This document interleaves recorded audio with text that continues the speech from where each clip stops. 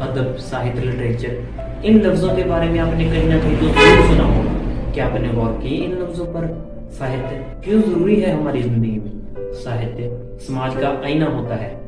कुछ घटनाएं जो समाज में हुई, साहित्य ने उन्हें बड़े अच्छे लहजे में पेश किया है।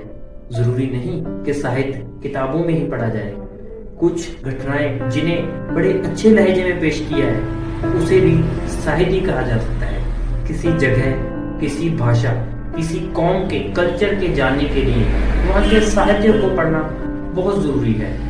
आजकल लोग पढ़ने से दूर होते जा रहे हैं और सुनना पसंद करते हैं। क्यों ना हम साहित्य से जुड़े। लोग हर वक्त किताब पास में नहीं रख सकते, लेकिन मोबाइल पास रख सकते हैं। इसलिए हमने नफासत नाम का चैनल स्टार्ट किया है।